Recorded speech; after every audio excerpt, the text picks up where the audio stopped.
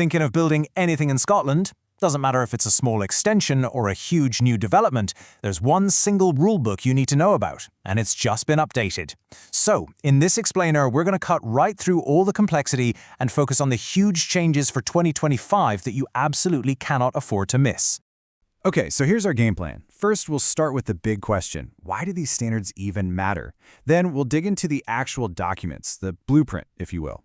After that, we'll walk you through the entire official process from start to finish. We'll also have some practical tips, whether you're a homeowner or a seasoned pro. And you'll definitely want to stick around for the end, because that's when we'll break down the brand new rules hitting in 2025. So why do we need to bother with all this? I know, it's easy to look at it and just see a mountain of red tape. But honestly, these rules are the very foundation that makes sure every single building in Scotland is safe, sound, and actually built to last. Have you ever stopped to think about what really makes a building safe? It's more than just bricks and mortar. It's a whole legal framework that covers everything from how strong the structure is to how much energy it uses. And that framework, well, that's exactly what these regulations are, a set of rules designed to protect all of us. This right here, this slide gets to the very heart of it. These rules aren't just pulled out of thin air, they come directly from the Building Scotland Act of 2003. And that act lays out 3 crystal clear goals. First, protect our health and safety. Second, save energy. And third, push for more sustainable ways of building. These 3 pillars, they're the why behind every single rule we're going to talk about today. Okay, so we've got the why. Now let's get into the how. How do you take these big ideas of safety and sustainability and turn them into actual practical rules that builders can follow? Well, let's dive into the blueprint. To keep things from getting too complicated, the rules are split into 2 main guides. On one hand, you've got the Domestic Technical Handbook. That's for any building you live in. And on the other, you have the Non-domestic Handbook. That covers pretty much everything else. You know, offices, shops, factories, the works. It's a simple split, but it's the first step to finding the right info. And inside each of those handbooks, you'll find this structure. It's all laid out in 8 sections. It kicks off with some general stuff in Section 0, and then it walks you through every critical piece of the puzzle. Structure, fire, safety, all the way down to the really important topics of energy and sustainability. Think of it like a chapter for every major part of a building. Right. So you know the why, and you know what's in the rulebook. But how do you actually do it? You've got your blueprints, you've read the handbooks. What's next? Let's walk through the official process together. You know, the whole official journey really boils down to 3 key steps. Step 1, you get permission. That's your building warrant. Step 2, you do the work, making sure you stick to what that warrant says. And step 3, when it's all done, you submit a completion certificate. That's what officially says, job done, and it's all up to code. So who's the person on the other side of the table during all this? That would be the verifier. For pretty much everyone, this is your local authority. Think of them as the independent referee. Their job is to check everything over, issue those warrants, and accept the completion certificates. They're there to protect the public interest. Now you really need to pay attention to this because it's so important. The guidance is super clear. The legal responsibility to make sure the work complies, while that falls on the owner or the client. The verifier is there to check things, but at the end of the day, the buck stops with you. So let's make this real.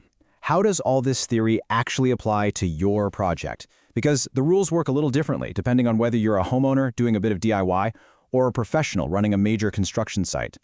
For all you homeowners out there, listen up because this is great news. There's a part of the regulations called Schedule 3, and it lists a bunch of common jobs you can do without needing a warrant at all. Things like putting in a new ensuite or replacing a window. It's designed to stop homeowners getting buried in paperwork for smaller jobs.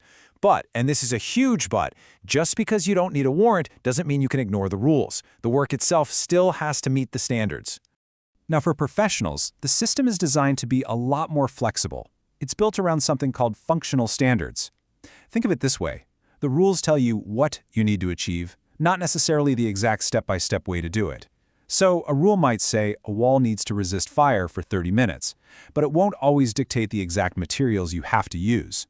This opens the door for you to propose alternative solutions, maybe a new, innovative product, as long as you can prove it does the job. It's a smart system that actually encourages new ideas. All right, and finally, let's talk about the future. The 2025 edition of the regulations is bringing in some massive updates. There are 2 really big changes that kick in on January 1st, 2025, and trust me, they're going to have a big impact. First up, and this one is a really big deal for heating systems, is Standard 6.11. This is a complete game changer. The new build heat standard basically bans heating systems that create pollution on site. To put it simply, if you're putting up a new building, you cannot install a traditional gas or oil boiler. Full stop. This is a huge, huge step towards making Scotland's buildings greener. Okay, the second major update is Standard 4.14, and this one is all about getting our buildings ready for the digital age. Yeah, this is all about future-proofing. We all know how vital good internet is, right? Well, this new rule says that all new homes have to be built with the physical wiring and connections needed for gigabit-speed internet. So right from the moment someone moves in, they're ready for the fastest connections out there. And here's one final crucial thing to remember. Your responsibility doesn't just disappear when the construction crew drives away. As the owner of the building, you have a lifelong duty to make sure it stays compliant. Local authorities have powers to take action on buildings they consider dangerous or defective, so safety really is an ongoing job. You know, these 2025 updates really send a clear signal. Our buildings are getting greener, and they're getting smarter. It really makes you think, doesn't it? With technology moving so fast, what will the building standards of, say, 2035 even look like? Look, we've covered a lot today, but we really only scratched the surface.